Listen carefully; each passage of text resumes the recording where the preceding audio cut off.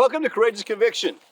Remember that Jeff and I record each Saturday 5 episodes. So please hit the like button, subscribe so you catch all 5 episodes. We usually start out with one theme or topic. We have to go down a lot of rabbit holes to really understand it. Some things are more sensitive than others right now, what's going on in the world. So hit the like button, subscribe, and let's jump into this video.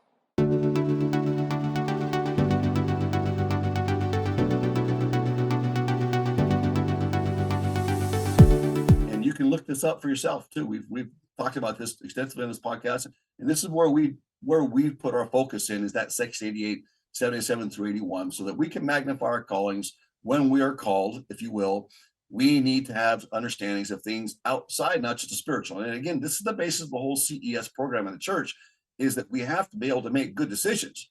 We have to know what's coming. Like if I don't know, a crash is coming in the economy, how do I prepare my family? How do I make sure my food storage is for what I can see might be coming as a crash? And if you're just going to ride the boat and not captain it, then you're going to hit, some shallow ground eventually, what you can't see under the ocean. And so we need to also be captaining our boats. By captaining our boats, we have to have the skills and the knowledge of how to captain that, and to captain through this ocean of confusion and economics and so forth, and the stress that puts us under, which affects us all spiritually. We definitely need to have information. I want to go right now back to Walter in the studio, and let's bring up this video we're going to listen to of the CPAC convention in Hungary just recently. Let's go hit the video, Walter. Hello, Hungary. Hello, Budapest. Hello, fellow Europeans and American friends. Thank you so much for having me.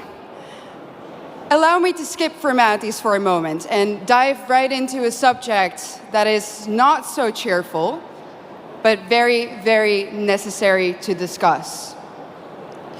Let me walk you through the past 7 days in Europe.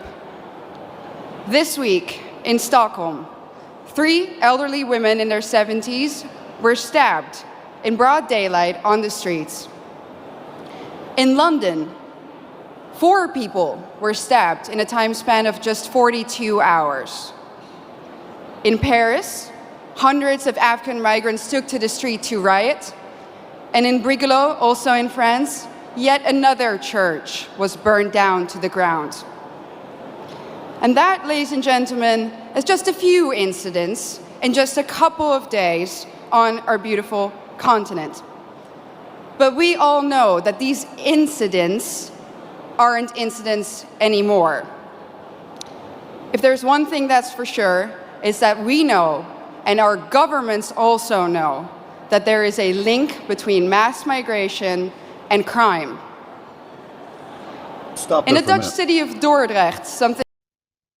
So she's talking about this link between mass migration and crime, and that's so true. In my experience down in Ecuador, for example, basically the Andean mountains countries have a pact, and then you have this South American pact where the Communist Party, the whole 1990 Brazil Sao Paulo Forum, the reunion of communism to reignite communism in Latin America and to divide them from the Americans and cause this friction between Latinos and Americans, which they've succeeded at very greatly. This was the plan from 1990. After the Berlin Wall had come down in 89 for the most part, 1990, Russia had directed Fidel Castro to call a meeting in Brazil. It's called the Forum.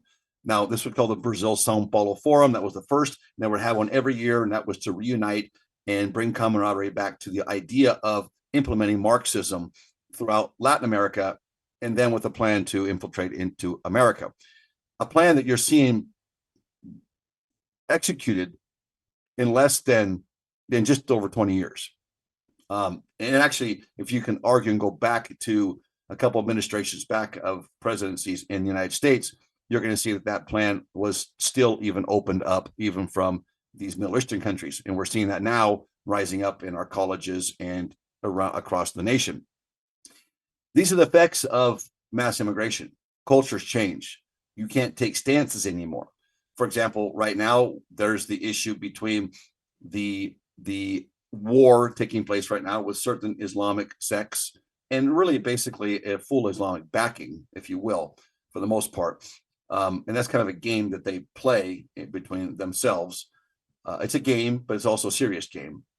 Then there's and I speak from empirical studies in this area, and anybody who wants to be real about it won't even be able to argue that fact that this is a collaborated effort to also cleanse the world for what they believe to be is necessary for their God. And there's a structure behind that, another whole different topic and video. Now, I'm not trying to create any type of anger or any type of a ill feelings towards other people. Just the opposite. I think that's what's being done right now, and we need to address that. That's what's being done right now. Then we can talk about, how do we address that as humans, as people who desire to love and be loved, as people who desire to accept and be accepted. It makes it very different, because then the whole law of mercy comes in and hits our hearts. And when we sit and listen to the tears and so forth, we want to, open our hearts up, which is a good feeling. It's a good, right idea. But again, we need to be stoic and wise in that, because if you give away the farm, you basically destroy your own existence. In other words, if the 10 virgins, the 5 virgins who had the oil, had given their oil to the other 5, their response is, then we would not have enough for ourselves. There's a lesson to be learned there. And I think we're blowing that lesson off for sympathy and for a nature that we have inside to be loving and to want to share, which is good. Just want to say this, though, that crime does parallel. Now, I know does parallel with immigration.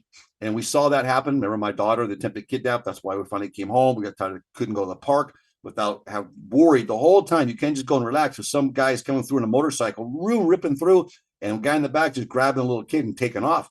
I mean, these things we saw down there.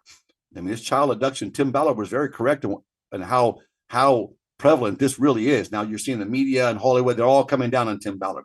Tim Ballard's going to face all these charges. Incredible how he went from hero to villain, because he stepped on the toes of those perverts in power. And I'm going to say that they are perverts in power, and they are perverted in a lot of the ways they think and do, because they are not driven by the Holy Ghost. They are not driven by anybody or anything that we should listen to, because they don't believe that God even exists, not even this current administration. Our current prophet just said, and I do believe that was definitely inspiration, that we shouldn't take information from people that are non-believers. Why would we listen to people who don't even believe in God? That's absurd. Don't even believe that our Father exists or even his plan, not even a foundation. Now, I don't say they have to be members of the church, Jesus Christ, Latter-day Saints, or even Christians for that matter.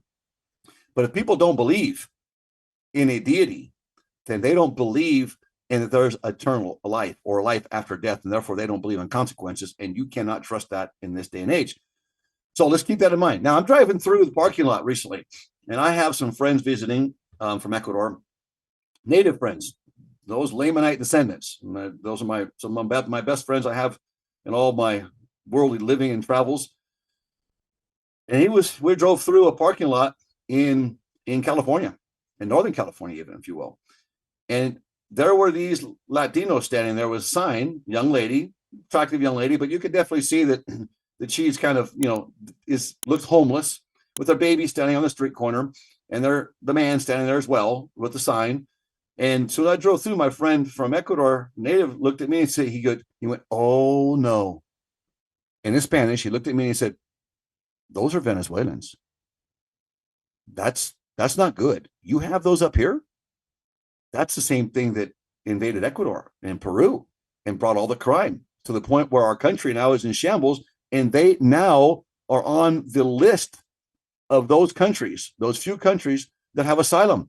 Ecuador now is, because of this invasion of immigration that took place there, because of these pacts that they have. They finally gave back the gun rights to the Ecuadorians they took from them 20 years ago. They worked hard through this whole idea of this whole 1990 Brazil Sao Paulo Forum to disarm Latin America. They did, and they gave it back to them 7 months ago. Now, how long that's going to stay for, but they've changed now president, because the president also stepped down, couldn't control the crime.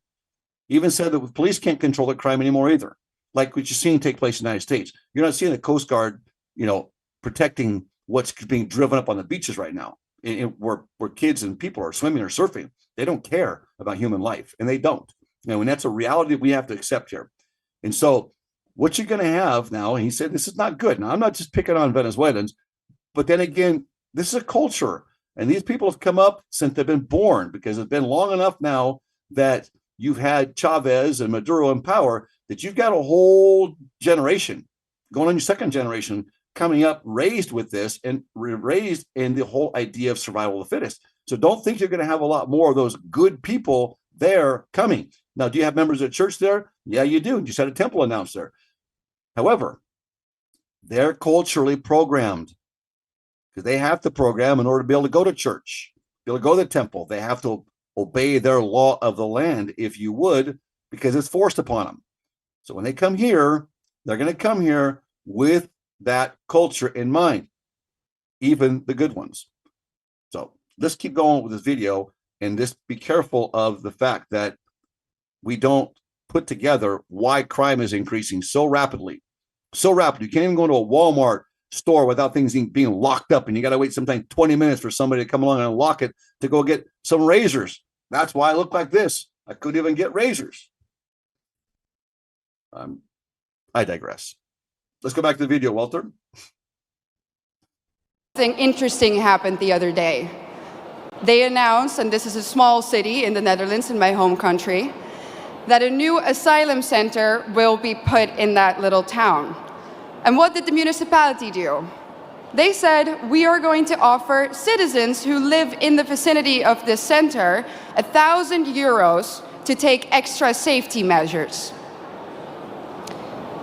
Our new reality in Europe consists of frequent rapes, stabbings, killings, murders, shootings, even beheadings. But let me be clear about one thing. This did not used to happen before. This is a newly imported problem.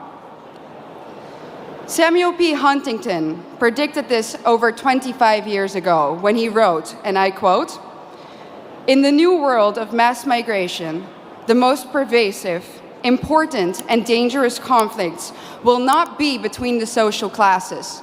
They will not be between the rich and the poor. They will be between peoples belonging to different cultural entities. Tribal wars and ethnic conflicts will occur within civilizations." Well, boy, was he right. And the worst part is, we as a society seem to have become indifferent to it. I thank you for being with us on Courageous Conviction. Remember, there's 5 episodes each week that we put out. We have to go down a lot of rabbit holes, so stay with us, hit the thumbs up, subscribe, and don't miss tomorrow's episode on Courageous Conviction.